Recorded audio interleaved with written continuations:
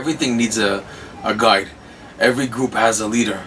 How does the Breslov movement do today? It's a very delicate question, of course, but we find a hint in this week's parsha, which is Parshat Pinchas, to an idea which explains how it works in Breslov.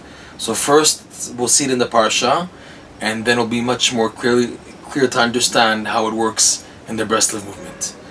Moshe Rabbeinu, he asked Hashem and he demanded, Rashi says, give me an answer. I'm not budging from you until you give me a clear answer. Who is going to fill in my place after me? Initially, Moshe Rabbeinu had in mind that his sons, one of his sons, should fill in his place. And Rashi brings down that Hashem said, no, that's not what I had in mind. The student who was so nullified to you, always in the base midrash, lo mash mitoch ha'ohel, the one who didn't leave the tent of meeting, the tent where they learned, he is the one who's going to fill in your place. And who was that? That was Moshe Rabbeinu's prime disciple, Yoshua bin Nun, and not like what initially Moshe Rabbeinu thought, his son.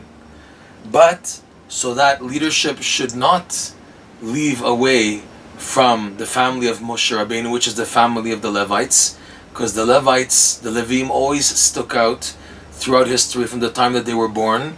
They always stuck out being a tribe and a person, Levi himself, the son of Yaakov, who were people always dedicated to fighting for the service of Hashem. Like, for example, in Egypt, the tribe of Levi were not at all enslaved by Pharaoh.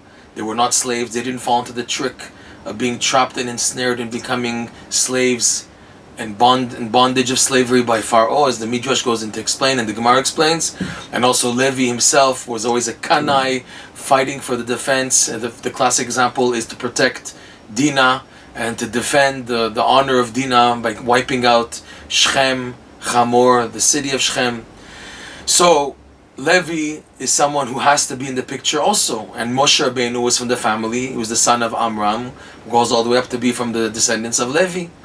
So Hashem told Moshe Rabbeinu that so that it should not move from your family, what you asked for also I will give, in that Yoshua will not be able to do anything on his own. Rather, before he goes out to war, he must first consult with divine inspiration through the breastplate, which will be on Elazar, the son of Aharon, who was the Kohen Gadol after Aharon. Then Yoshua would have to present the question before the breastplate, and the letters would shine as to what he should do. So we have here two factors. We have a disciple, a Talmid, which is Yoshua, and we have a breastplate, which gives out letters. Rav Nosson brings down something amazing. The breastplate shining the letters and guiding Yoshua what to do still exists today in a phenomenal way. How is that? You have books written by such outstanding tzaddikim that even after their passing, when reading the books, you feel that the letters are shining directly to you and expressing directly with such a divine inspiration, giving guidance and relating to what you are going through personally. And you say, can't be. It's a book. I'm reading a book. And yet there's so much connect to, relate to, explain, give advice and encouragement exactly what I'm going through. How could it be? It's a book written 100 years ago, 200 years ago. What in the world is going on here? This is the idea of the breastplate shining the letters. These are the holy books of the holy tzaddikim, Rav Nosson writes, that have the power to shine a person guidance. However, in order to properly understand and derive the right message, should I stay or should I go, should I do A, should I do B, one has to have attitudes connected to Yoshua. What's unique about Yoshua is that, again, he was totally nullified to his master. He didn't see himself as an individual leader outside of Moshe Rabbeinu. He was the disciple of Moshe Rabbeinu. That's how Yoshua was known. Yoshua bin Nun, the son of Nun.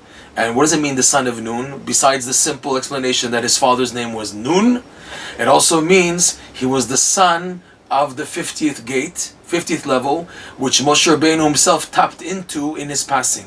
Moshe Rabbeinu was buried on, if you recall, the mountain is called Har Nevo. Nevo, the Kabbalistic writings explain, the Midrash also, Nevo is Nun Bo.